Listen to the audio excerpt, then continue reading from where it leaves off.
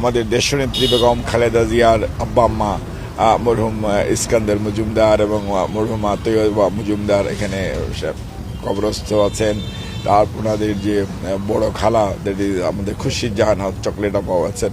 এছাড়াও এখানে অনেক পুরুষ এবং নারী এবং বাচ্চাদের কবর আছে। এই কবর জিয়ারত করা এবং মুসলমান হিসাবে এটা বাইরে থেকেও দোয়া করা যায়, আবার সামনে এসেও দোয়া করা যায়।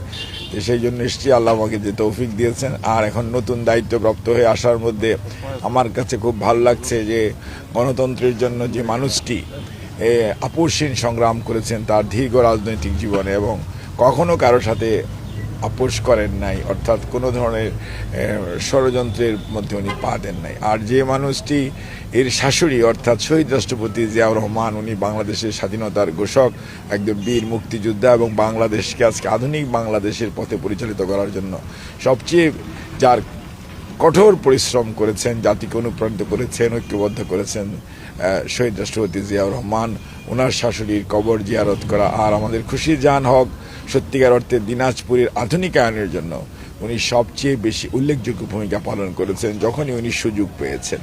কাজেই আমি মনে করি যে আজকে দিনাজপুরে যেহেতু আমার নায়াসিনামাইড ও স্যালিসাইলিক সমৃদ্ধ লিলি ফেস ওয়াশ যা ফেসের ডেড স্কিন সেল দূর করে দেয় দ্বিগুণ ফাস্টার ব্রাইটেনিং। নতুন দায়িত্বপ্রাপ্ত হওয়ার পর প্রথম সফর আসা, সেই জন্য আমি মনে করেছি যে ওনাদের প্রতি শ্রদ্ধা এবং ওনাদের জন্য দোয়া করা এবং সর্বোপরি সমগ্র দিনাজপুর জেলা সহ সমগ্র উত্তরাঞ্চল অথবা পিছিয়ে পড়া মানুষগুলোর জন্য কাজ করার যে সুযোগ আল্লাহ রাব্বুল আলামিন আমাকে আমার সরকারি দায়িত্বের মধ্যে দিয়েছেন, সেই দায়িত্ব যাতে সঠিকভাবে পালন করতে পারি সেজন্যই আমি এখানকার বিশেষ করে মাদ্রাসার যে হাফেজ সাহেবরা ছোটো ছোটো ছেলেরা পড়াশোনা করছে তাদেরকে নিয়ে, ইমাম সাহেবকে নিয়ে এবং এখানকার বিএনপির নেতৃবৃন্দকে সাথে নিয়ে আমি যে এসেছি যে তাদের জন্য দোয়া করার জন্য এবং আল্লাহর সাহায্য চাওয়ার জন্য এবং শুকরিয়া আদায় করার জন্য যে আল্লাহ যে তৌফিক দিয়েছে, সুযোগ দিয়েছে, সেটা যাতে সঠিকভাবে কাজে লাগাতে পারি এবং সেটা থেকে যাতে বিচ্যুত না হই এবং দায়িত্বের প্রতি যে অবিচল থেকে এবং আপনার নির্মোহভাবে দায়িত্ব পালন করতে পারে, আল্লাহ যেন তৌফিক দেয়। আর যে প্রশ্ন করেছেন জনাব তারেক রহমান, ওনার নানি